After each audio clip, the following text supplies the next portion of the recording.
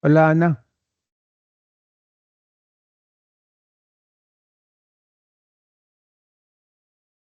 Ana María, ¿cómo estás? Ah, ¿qué más, profe? Buenos días. Bien, ¿y tú? ¿Cómo vas? Todo súper bien.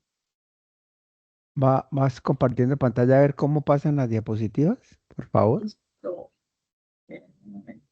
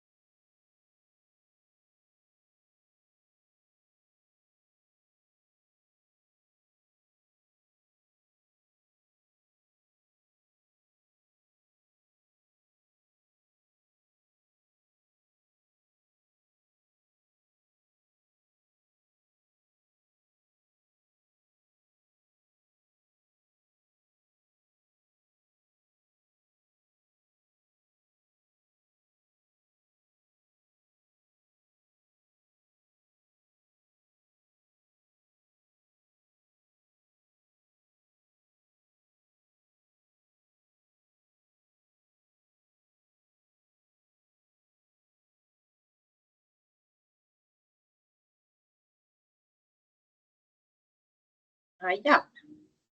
Ok, ahí está la de inicio, ¿ya?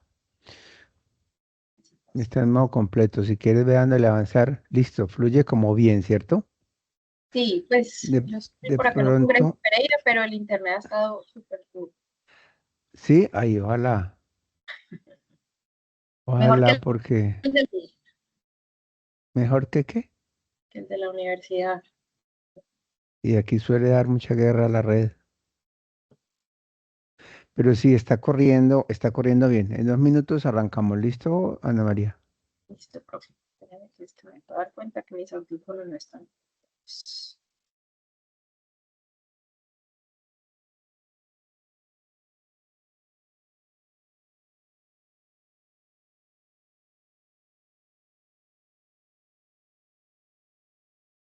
¿Ahí me escucha? Sí, muy bien. Listo.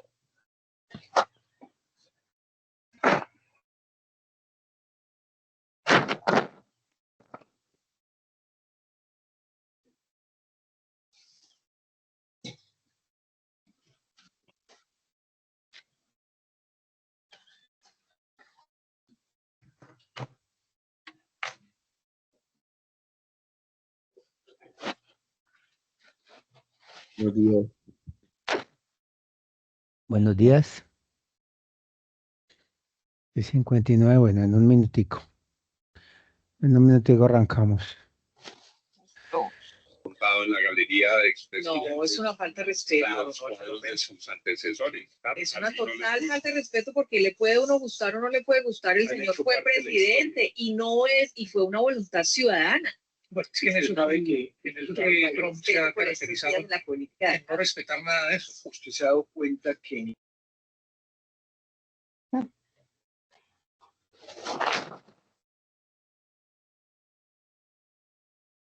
Bueno, por favor, cierren micrófonos quienes Ya nos me están conectan. acompañando.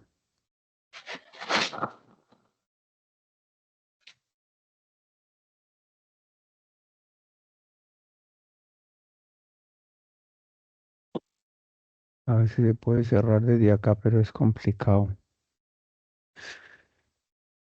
Bueno, muy buenos días para todas y todos. Estamos en la actividad semanal del Grupo Académico de Epidemiología Clínica de la Universidad de Antioquia.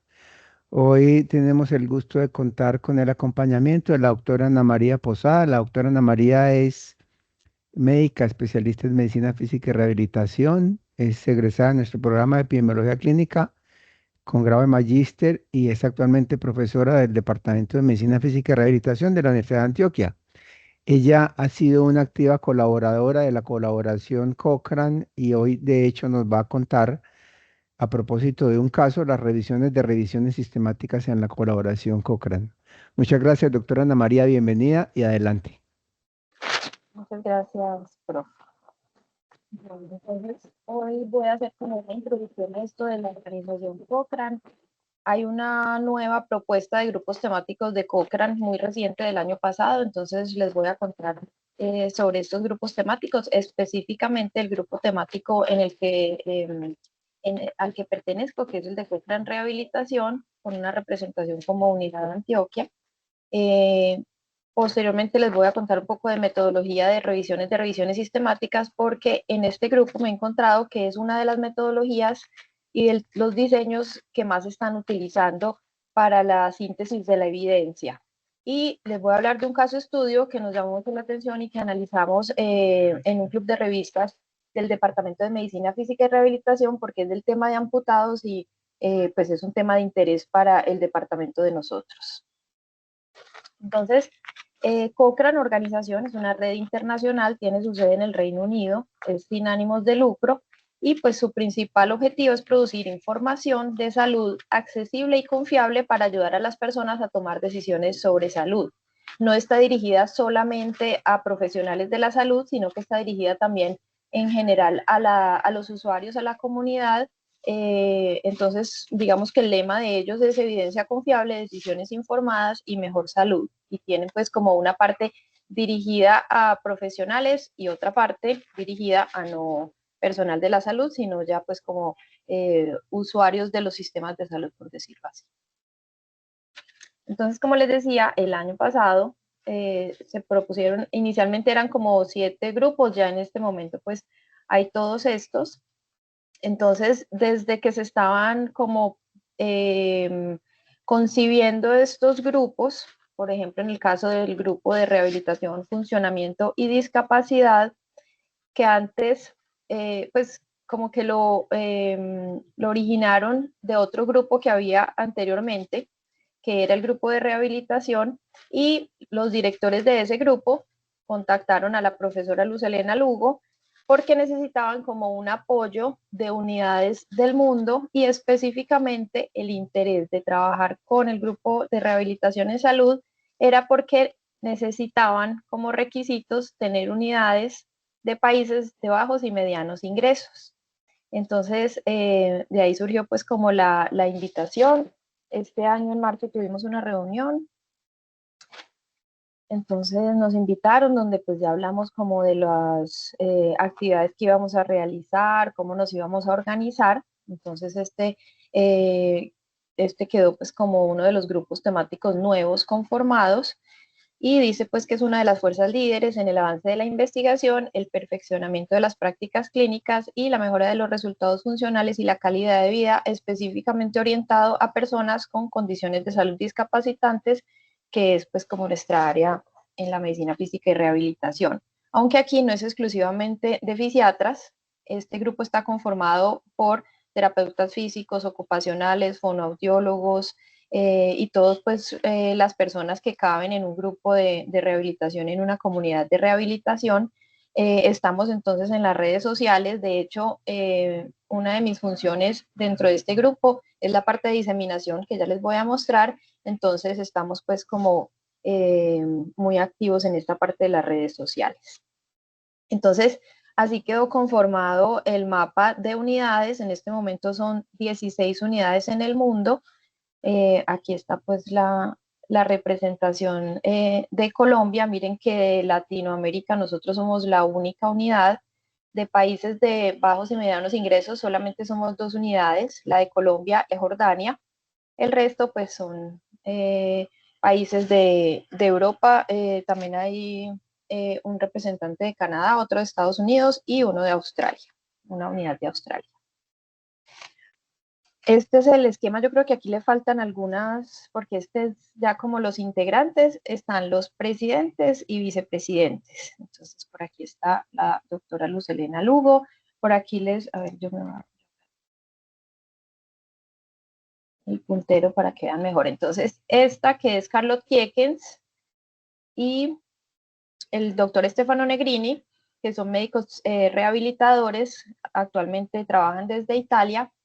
Entonces, ellos han sido como los que han trabajado por más tiempo en el que antes era el grupo de Cochrane Rehabilitación, que no era un grupo temático, era como una unidad, pero entonces ya ahora con esta nueva conformación y esta nueva estructura, entonces pues ya ellos concibieron esto más como este grupo temático. Y aquí están entonces pues como las personas de las otras unidades, aunque creo que aquí faltan fotos. Entonces la visión es que este grupo temático tiene una visión de que hay un mundo donde la mejor evidencia disponible informe las decisiones sobre rehabilitación, tratamiento, políticas y sistemas de salud con respecto a la salud y el funcionamiento de las personas con discapacidad. La palabra funcionamiento en nuestro campo está, digamos que, al extremo opuesto de la discapacidad. Entonces nosotros vemos el funcionamiento y la discapacidad como una línea, una línea donde nos movemos todas las personas entre el funcionamiento y la discapacidad. Y nuestra misión es apoyar la mejora de la salud y el funcionamiento de las personas con discapacidad desde una perspectiva global que abarque profesiones, culturas, idiomas y recursos económicos. Entonces, y con gran orgullo les presento a la unidad de Antioquia, porque como ven, aquí hay varios de los médicos que han sido también egresados de la maestría de epidemiología clínica. Entonces está el doctor Jesús Alberto Plata, el doctor Mario Alonso Giraldo, que es actual, pues está en un proceso también de doctorado, la doctora María Paz Grisales y la doctora Oriana Castro, que son de la última cohorte pues, que se graduó recientemente en este año. Está también pues el doctor Daniel Felipe Patiño, que es director de la UNED, pues ya todos lo conocen, Juan Carlos Velázquez, que es nuestro GESIS, gerente de Sistemas de Información en Salud, también tiene pues una maestría en estadística, y pues la profe Lugo, que fue de las fundadoras de la maestría en epidemiología clínica, antes maestría en ciencias clínicas, como sabemos. Listo, entonces algunas de las actividades que hacemos en esta unidad, entonces, que esto pues incluso lo veníamos haciendo desde antes, nosotros ya participábamos en actividades para Cochrane Rehabilitación desde hace muchos años y veníamos haciendo esta parte de la adopción de algunos productos Cochrane. Hay uno de los productos que se utiliza más en esta difusión, digamos, o diseminación de evidencia de Cochrane. Esta es orientada a profesionales, se llaman los blogshots, entonces son este tipo como de infografías que resumen puntos clave de una revisión Cochrane. Entonces, detrás de esto viene un equipo que selecciona qué revisiones sistemáticas de Cochrane relacionadas con rehabilitación o de interés para la comunidad de rehabilitación van surgiendo, cada semana se analizan unas listas, se eligen y ya hay un equipo que hace pues como este tipo de infografías, ellos buscan entonces las imágenes y toman pues como las ideas principales, lo hacen en inglés y en italiano porque es una de las unidades de Italia, entonces ellos de una vez hacen las dos y ya se hace la traducción. Entonces, estas traducciones ya van a ver cómo se difunden y se van como subiendo a una plataforma de Tumblr donde quedan pues de forma que las pueden, que pueden acceder las personas interesadas. Adicionalmente, y ya como una nueva actividad, entonces estamos haciendo la coordinación de las traducciones de los productos Cochrane. Entonces ya no solamente a español, sino que nos debemos comunicar con... hay una persona encargada de cada uno de estos idiomas, entonces yo les mando los blogshots en inglés, los que se van a traducir, y ellos me los devuelven con las traducciones, deberían algo así. Entonces aquí están como los recientes de Malasia, Italia, Polonia, y los de español, pues que son los que hacemos nosotros. Aquí en el listado son 14, pero ya como entró una persona de Jordania, ella está haciendo traducciones al árabe también. Entonces ya son 15 idiomas. También participamos en la diseminación de estos productos en sociedades científicas de Colombia y Latinoamérica. Estos blogshots se difunden entonces a través de Cochrane Iberoamérica, en nuestro país a la Asociación Colombiana de Medicina Física y Rehabilitación, y en Latinoamérica tenemos en SOCILAR, que es una Sociedad Científica Latinoamericana de Rehabilitación, recientemente conformada en el 2021, me parece que fue, y tenemos también como una lista de difusión de correos de médicos fisiatras y de comunidad de rehabilitación en Latinoamérica.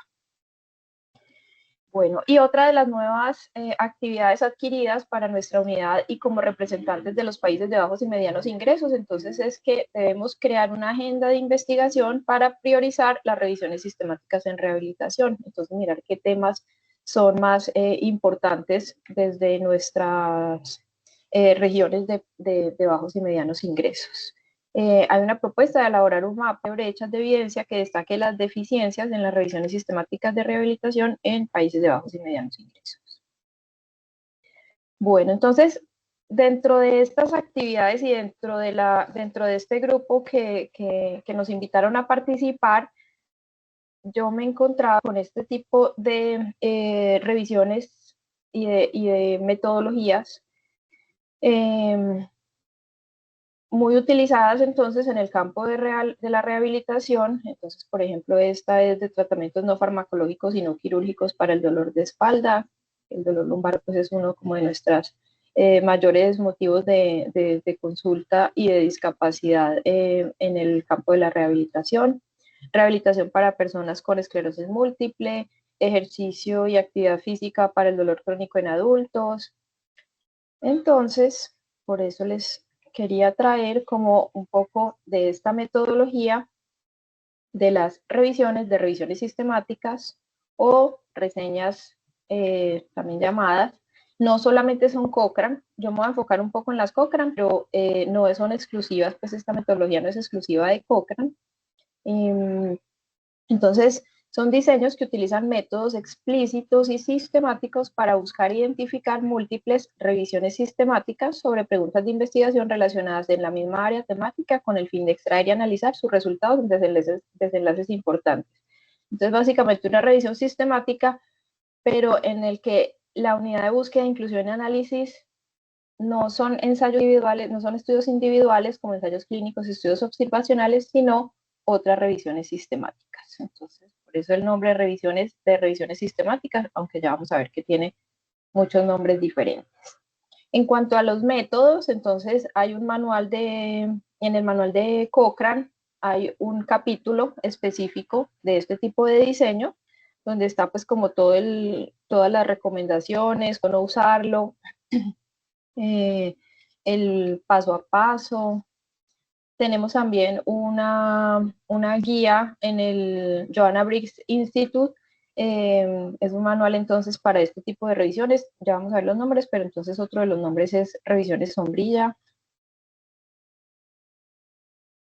Bueno, y de una manera un poco similar a la metodología de las revisiones sistemáticas, pues como tradicionales, entonces también hay varios tipos de la misma forma, entonces se encuentran revisiones de revisiones sistemáticas vivas, rápidas, de alcance, mapeos de evidencia, bueno, otras más enfocadas en la metodología y pues como las sistemáticas que serían como las tradicionales. Aquí pues hay algunos de los ejemplos.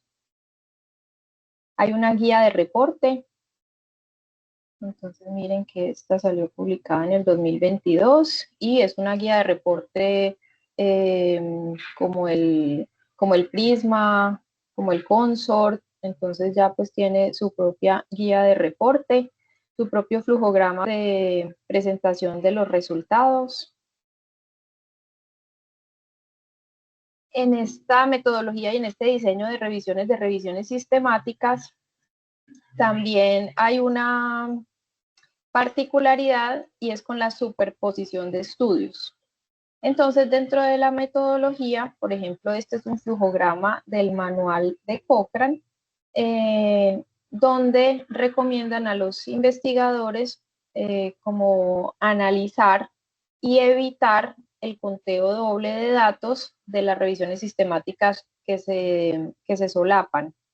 Entonces, para esto se propone esta herramienta, por ejemplo, herramientas desarrollada, o pues este artículo fue publicado por unos chilenos, y ellos tienen entonces un software en el que uno hace una matriz de la evidencia y calcula el área cubierta correcta para evitar esa superposición. Aquí les traigo un ejemplo de cómo se vería un análisis de superposición. Esta fue la revisión sistemática de revisiones sistemáticas de dolor lumbar, de tratamientos quirúrgicos, no quirúrgicos y no farmacológicos, Y, por ejemplo, entonces dicen que de 465 pares de revisiones que analizaron, 450 pares tuvieron una superposición leve, que la definen como menor del 5%, 12 una superposición moderada, 2 una superposición alta, y este por aquí que está en rojo, una superposición muy alta, mayor del 15%. Entonces, esto es pues, como un sistema visual, pero también a partir de ese software. El público objetivo de este tipo de diseños, entonces, son tomadores de decisiones en materia de atención en salud, que incluye entonces proveedores, formuladores de políticas, investigadores, agencias de financiación, pacientes y cuidadores informados, que esto de cuidadores informados, este término se utiliza mucho en Cochrane, y otros consumidores informados. Según el objetivo, de la misma forma que hay revistas sistemáticas que son de intervención, de diagnóstico, entonces asimismo hay en las revisiones de revisiones sistemáticas, entonces hay revisiones de intervención, de asociación, en estas de predicción, también de precisión diagnóstica, prevalencia e incidencia, evaluaciones económicas, propiedades de medidas, experiencias. Entonces hay revisiones de revisiones sistemáticas cualitativas. Entonces aquí ponen el ejemplo.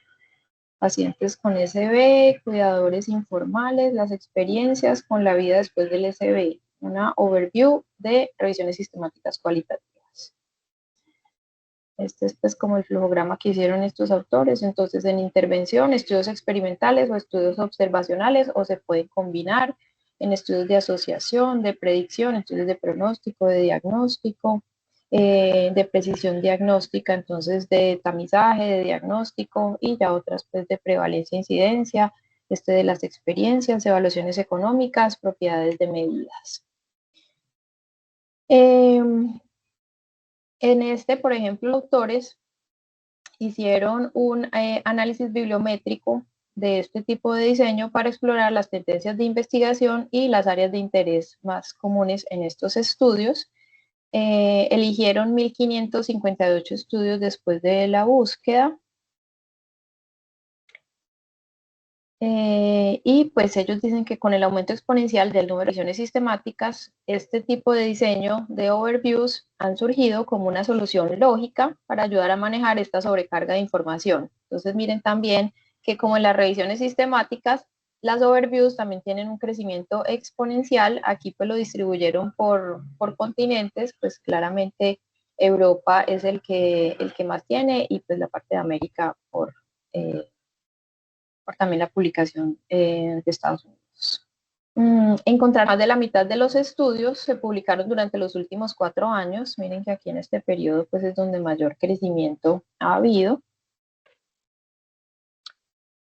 Estos fueron los términos que encontraron como sinónimos. Entonces, overview de systematic reviews, revisiones sombrilla, revisiones de revisiones sistemáticas. Bueno, aquí están como todas las posibles terminologías. Este también es de otro artículo en el que también hicieron un conteo. Aquí el N de artículos fue 2121.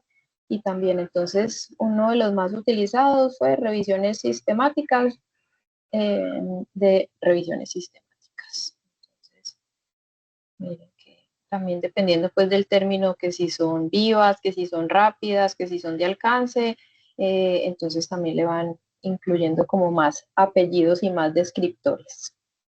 También hicieron un análisis esos mismos autores en las áreas de la salud como más utilizados, y para mi sorpresa encontraron el mayor número de overviews en la medicina complementaria y alternativa. Yo pensé que era la cardiología.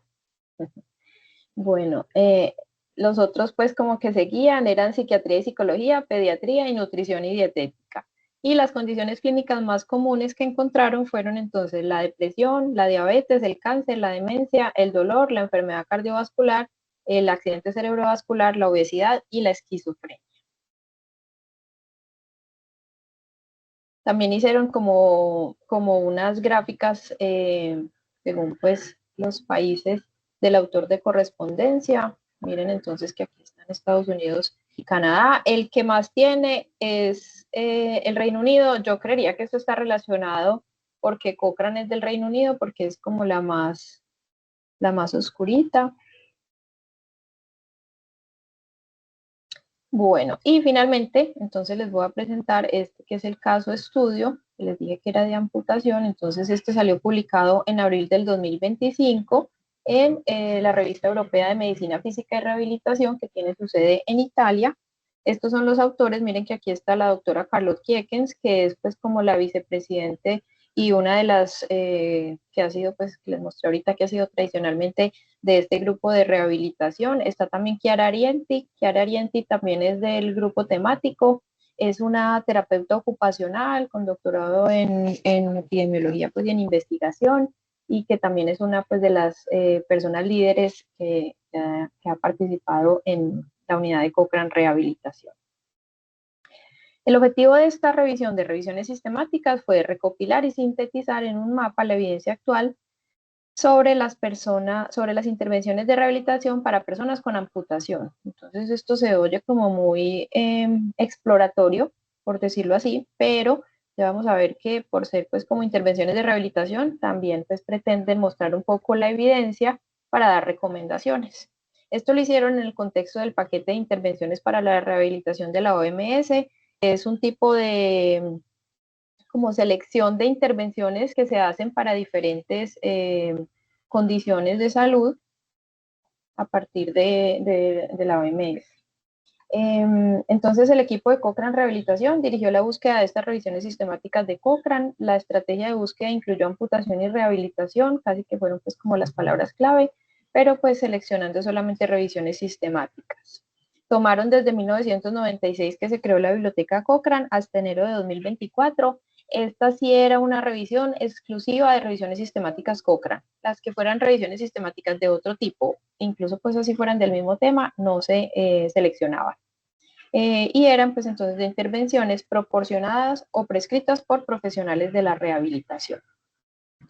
Esta revisión siguió la declaración Prisma del 2020, se registró en estos, pues que es donde uno registra como algunos protocolos. Todos los datos relevantes para la rehabilitación se resumieron en un mapa de la evidencia y se utilizó el AMSTAR-2 para evaluar la calidad metodológica de las revisiones sistemáticas. Encontraron 95 revisiones sistemáticas Cochrane con el término amputación, y de esas ya entonces buscaron cuáles sí eran para amputación y rehabilitación y seleccionaron 8. Nosotros pues cuando desarrollamos la guía de práctica clínica de amputados, que la hicimos entre el 2013 y el 2015, tuvimos muchísimos problemas porque no encontramos evidencia para respaldar muchas de las recomendaciones. Y miren que acá entonces la mayoría de revisiones sistemáticas se publicaron entre 2015 y 2023, entonces la guía nosotros la publicamos en el 2015. Pues ya hicimos una actualización, no sé si valga la pena volver a hacerla pues con lo que ha salido en los últimos 2 o 3 años. Solo una revisión sistemática fue en el 2004 y ahí se ve cómo esto nos afectó a nosotros también para hacer las recomendaciones de la guía de amputados. Entonces encontraron, encontraron 3 revisiones Cochrane que estudiaron intervenciones en el campo de prótesis. Entonces, rehabilitación protésica versus otro tipo de rehabilitación después de una amputación transfemoral unilateral, vendaje rígido versus vendaje blando en pacientes con amputación transtibial y el tipo de mecanismo protésico de tobillo y pie. Entonces, esto fue lo que encontraron en esas, en personas con amputación transtibial después del uso de un vendaje rígido, que es un vendaje que se hace con yeso. Se reportó una cicatrización más rápida de las heridas, un menor tiempo desde la amputación hasta la primera adaptación protésica, estancias hospitalarias más cortas y cambios a corto plazo en la inflamación, con certeza de evidencia muy baja. En la parte de la rehabilitación motora, que esto es muy triste, dice que es en personas con amputación transtibial después de diferentes formas de rehabilitación motora, o sea, lo que se hace pues a partir de la terapia y el ejercicio terapéutico, no hubo diferencias en la evaluación de la movilidad ni en los eventos adversos, con certeza de evidencia muy baja. Entonces no tenemos evidencia que respalde lo que nosotros hacemos y lo que nosotros sabemos que sí y que se necesita. Bueno, adicionalmente, entonces, 2 revisiones sistemáticas consideraron el tratamiento del dolor. Aquí en amputados, pues tenemos dolor de miembro fantasma, dolor de muñón y sensación de miembro fantasma. Son como las 3 formas frecuentes de dolor en estos pacientes. Y entonces ellos encontraron revisiones sistemáticas de intervenciones farmacológicas para el dolor de miembro fantasma y estimulación nerviosa eléctrica transcutánea también para el dolor de miembro fantasma y también del muñón. Entonces encontraron evidencia de certeza muy baja que respalda el uso de gabapentina para el tratamiento del dolor de miembro fantasma. Gabapentina en este momento es lo que nosotros recomendamos en la guía de amputados para el dolor de miembro fantasma, y hubo evidencia de certeza muy baja en contra del uso de memantina, que no sé, pues, yo no sabía pues que estaban utilizando memantina para el dolor de miembro fantasma. Esto fue un hallazgo pues muy llamativo. De las 8 revisiones sistemáticas que incluyeron, en 3 no encontraron ningún ensayo clínico controlado aleatorizado, que fueron la estimulación eléctrica transcutánea para el dolor de miembro fantasma y el dolor del muñón, la rehabilitación vocacional para mejorar el retorno al trabajo y desenlaces o complicaciones de la amputación a través de la rodilla comparado con la amputación por encima de la rodilla. Estas son entonces esas 3 revisiones sistemáticas. Entonces aquí analizaron 466 citaciones, pero ninguna cumplió los criterios de inclusión. Este fue el de rehabilitación vocacional en los trabajadores.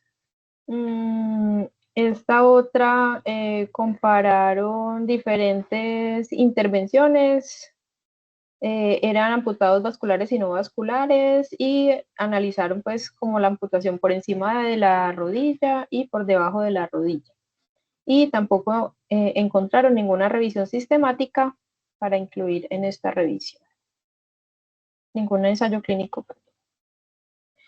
Y por último, en el que no encontraron tampoco información fue en este de la estimulación eléctrica transcutánea para el tratamiento del dolor. Entonces tampoco pudieron encontrar ningún ensayo clínico para responder esta pregunta. Una de las que sí encontraron, de las que sí pues tenían información, fue esta, en la que encontraron e incluyeron un ensayo clínico aleatorizado con 10 participantes. En amputados de miembro inferior, pues 10 participantes es un estudio con una muestra muy pequeña. En miembro superior es más común porque encontrar pues estudios tan pequeños, pero en miembros inferiores generalmente pues uno puede tener unas muestras un poco más grandes. Hicieron un diseño cruzado, entonces compararon en cada paciente de manera aleatorizada 3 tipos de prótesis o de peso de prótesis. Entonces les cambiaban, era como el peso de cada una, y en el mismo día los ponían como a usar la prótesis un rato y les preguntaban que cuál de las 3 prefería, y en eso consistió el ensayo clínico aleatorizado. Entonces fue más de satisfacción, midieron un poco la velocidad de la marcha, pero no fue un estudio en el que la intervención la hicieran por un tiempo, nada. La otra revisión sistemática, que fue de rehabilitación motora, esta rehabilitación motora se hacía a partir de imaginería, que es como algo en el que le muestran a los pacientes como unas imágenes, y a partir de eso les hacen una intervención para que mejoren su velocidad de marcha, su capacidad de ponerse de pie, bueno, y diferentes desenlaces. Estos también fueron pequeños, uno tuvo 8 participantes y el otro 22. Y finalmente, volviendo pues ya a la revisión de revisiones sistemáticas, este es el mapa de evidencia que ellos realizan. Lo verde es lo que favorece la intervención, rojo favorece la comparación, pero aquí no hubo ninguno rojo. Amarillo es en el que no se encontraron efectos, y gris fue en el que no se pudo estimar o no se encontró evidencia. Entonces miren que aquí pues solamente estuvo a favor de la gabapentina para el dolor de miembro fantasma, los vendajes rígidos para el tiempo como para la cicatrización de la herida, y para el tiempo desde la amputación a la primera adaptación protésica, para disminuir el tiempo hospitalario y para la inflamación. De resto, lo amarillo y lo gris es que o no hubo efecto o no hubo evidencia. Hicieron entonces una evaluación de la calidad metodológica con el AMSTAR 2. Encontraron alta calidad metodológica de las revisiones incluidas, a pesar de que la mayoría carecía de información sobre las fuentes de financiación. Fue como el dominio en el que más mal les fue. 3 utilizaron enfoque grade, pero los otros 5 no informaron pues como evaluaciones de grade. Entonces la certeza de la evidencia evaluada mediante el enfoque grade fue muy baja para todas las revisiones sistemáticas. Entonces las conclusiones de estos autores es que existe una escasez de investigación en el campo de la rehabilitación motora en la amputación vascular. Aún existen muchos dominios que no se han investigado en una revisión sistemática o en los que ni siquiera se han realizado estudios primarios, que pues no deberíamos estar haciendo, pero bueno, eso va a ser motivo de discusión, no deberíamos estar haciendo revisiones de revisiones sistemáticas si ni siquiera tenemos estudios primarios. Y la evidencia disponible fue insuficiente, de muy baja certeza para formular recomendaciones sólidas para la práctica clínica. Entonces, a pesar de que uno ve el título muy esperanzador de que es una revisión de revisiones sistemáticas y uno dice, bueno, debe ser que ya hay más evidencia para hacer este tipo de diseños, pues miren que de todas formas no hay evidencia suficiente. Sería importante realizar estudios adicionales bien diseñados que aborden intervenciones para la rehabilitación motora en la amputación transtibial vascular para aclarar esta incertidumbre y pues para los otros desenlaces de interés en los amputados. El número limitado de ensayos clínicos dedicados a la rehabilitación de personas con amputaciones sigue siendo un desafío, lo que resulta en una falta de evidencia sólida y de alta calidad que respalde las intervenciones para esta población. Es fundamental mejorar la calidad y la cantidad de la investigación sobre rehabilitación para personas con amputación de extremidades para garantizar que reciban la mejor rehabilitación posible. Nosotros en medicina física y rehabilitación nos vemos enfrentados a diferentes retos. Uno es que tenemos bajos tamaños de muestra para muchas, no para todas, de las condiciones que atendemos. Tenemos dificultades para el cegamiento de los participantes de los estudios y de las personas que hacen la intervención de invasión. Pues imagínense cegar el ejercicio terapéutico, cegar el masaje, cegar las ondas de choque, aunque hay ondas de choque simuladas. Cegar la terapia física es complejo. También muchas veces los servicios de rehabilitación o las intervenciones de rehabilitación son intervenciones múltiples. Nosotros utilizamos medios físicos, masaje terapéutico, ejercicio terapéutico, adicionalmente prescribimos medicamentos y todo esto muchas veces se hace de manera concomitante. Entonces, a veces tenemos dificultades, por ejemplo, en los ensayos clínicos para delimitar los tratamientos y evitar tratamientos complementarios, pues que muchas veces se hacen de manera simultánea con la intervención que se esté evaluando. Entonces, hasta aquí, y yo pues quisiera como abrir una discusión de qué opinan de este tipo de diseños. Pues yo sé que esto no es nuevo, yo quise como explorarlo un poco más porque me llamó mucho la atención, que es algo que por lo menos desde el grupo temático de Cochrane Rehabilitación veo que se está utilizando mucho, pero pues yo ya venía con esta información desde que hicimos la guía de práctica clínica de amputados en la que yo participé como residente, que casi no hay desde lo primerito, pues que son los ensayos clínicos y los estudios primarios. Entonces, yo no sé si ahora con diseños de revisiones sistemáticas, esto quedaría aquí en la punta de la pirámide, habría que hacerle un nuevo piso o se mete aquí en el mismo campo de las revisiones sistemáticas. No sé si tengan experiencia, si quieran hacer comentarios. Muchas gracias.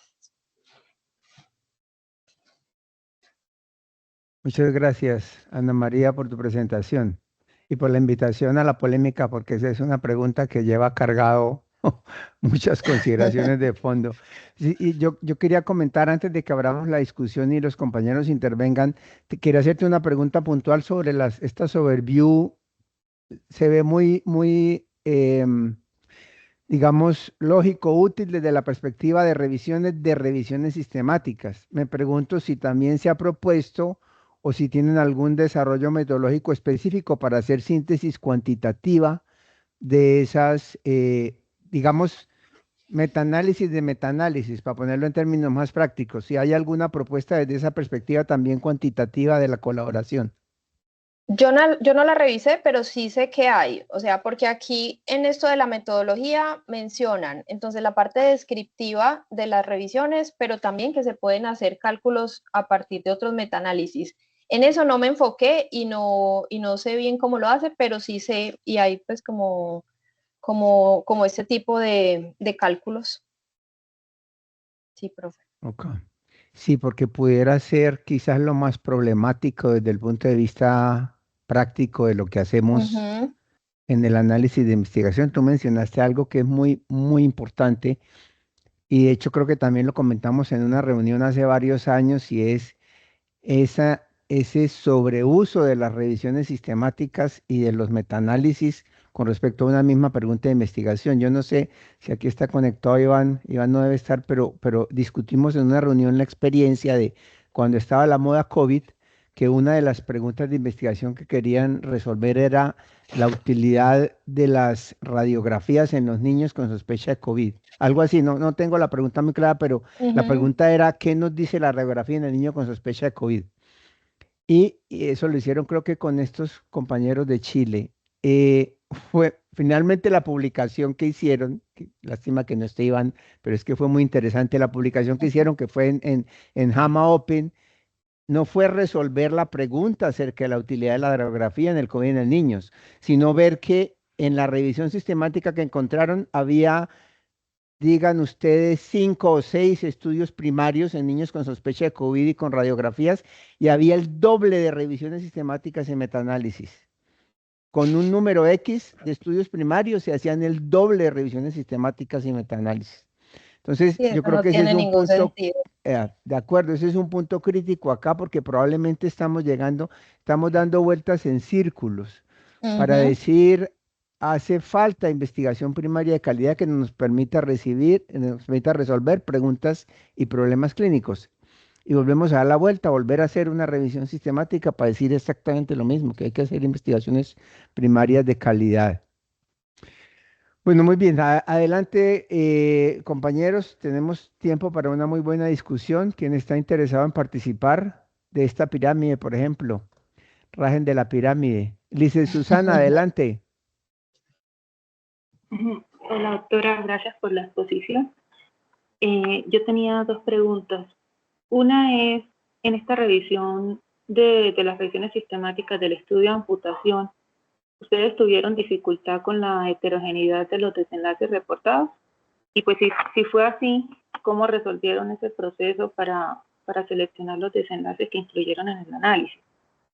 Y mi otra pregunta es, ¿qué estrategias utilizaron para resumir la evidencia cuando encontraron pues resultados, si fue que encontraron resultados contradictorios en las revisiones? Bueno, pues primero yo no hice parte del equipo desarrollador de esta revisión de revisiones. Simplemente unas de las personas que están en el grupo temático de Cochrane Rehabilitación la hicieron, pero yo me enteré de esto y conocí esto. Fue pues ya a partir de la publicación, entonces no participé en ninguna parte del proceso. Tampoco mencionan nada de la heterogeneidad, es una muy buena pregunta, yo no me la hice y no exploré si en este tipo de revisiones sistemáticas, hacen algún análisis de la heterogeneidad, porque lo que sí encontré es como este problema es de la sobreposición de datos. Análisis pues resultados contradictorios no, porque miren pues que hubo esta escasísima cantidad de revisiones sistemáticas que encontraron. Entonces yo creo que aquí, pues aunque ellos no mencionan haberle hecho este tipo de, perdón, yo paso esto aquí rápido, como de análisis de superposición para tener algo así, pues con tan pocas revisiones sistemáticas, solamente 8 revisiones sistemáticas en las que 3 no encontraron nada, entonces pues un análisis de superposición no va a tener pues probablemente o va a tener una superposición pues muy leve. Pero con respecto a lo de la heterogeneidad, sí me parece bueno revisarlo. Yo no revisé con detalle todo lo que aparece en la metodología de Cochrane, del manual de Cochrane, pero valdría la pena revisar a ver si hay algún análisis de la heterogeneidad a partir de esas revisiones sistemáticas. Muchas gracias.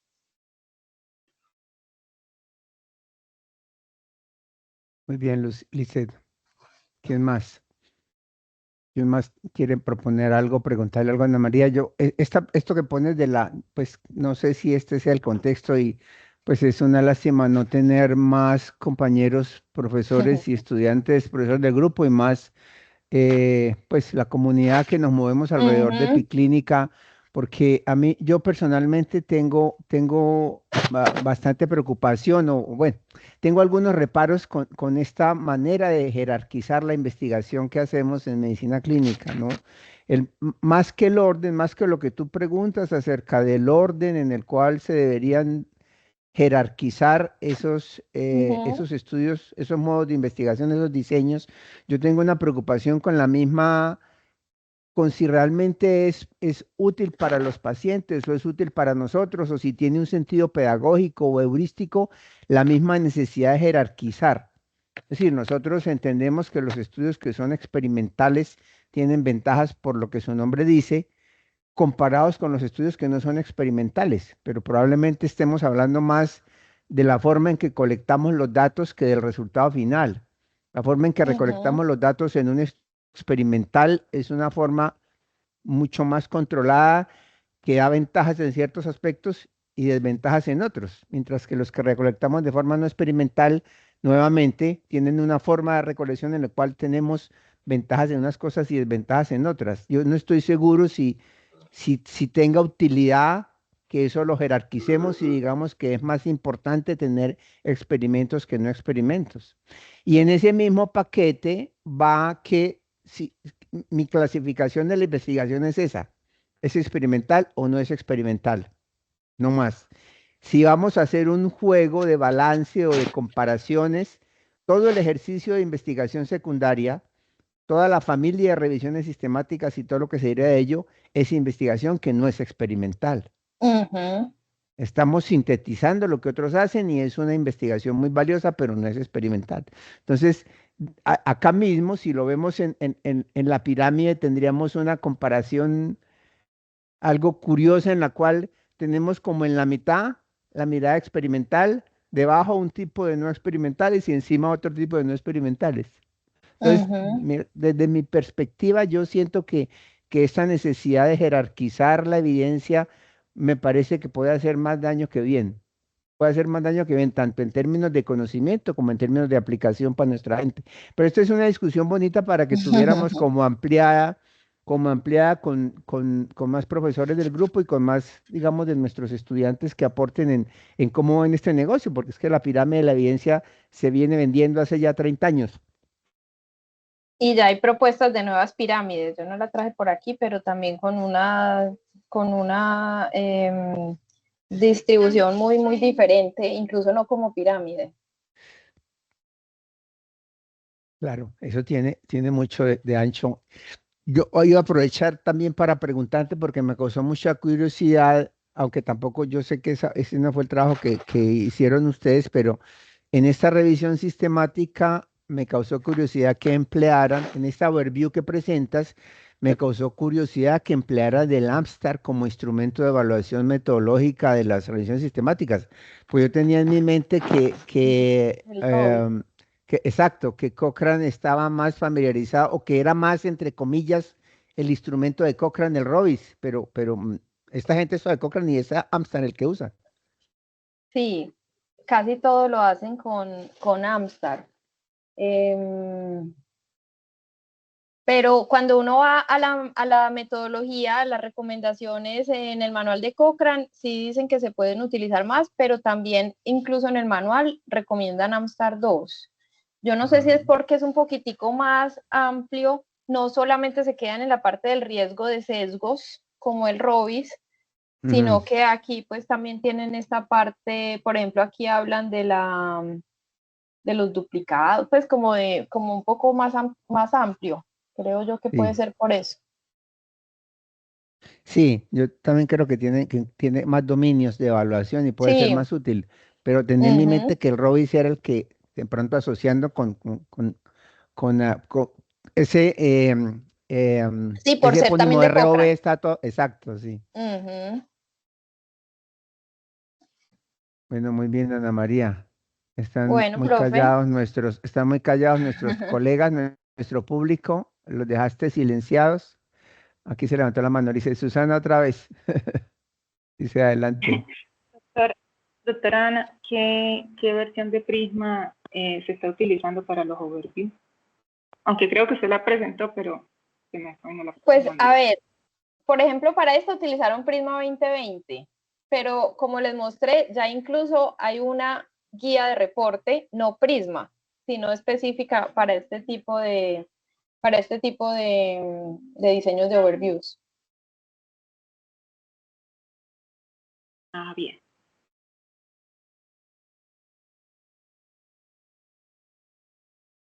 Bueno, muchísimas gracias por su interés, por su participación. Muchas gracias a la doctora Ana María por su presentación. Nos vemos en 8 días nuevamente acá. Feliz semana para Muchas todos. gracias, feliz día, hasta luego. Muchas gracias.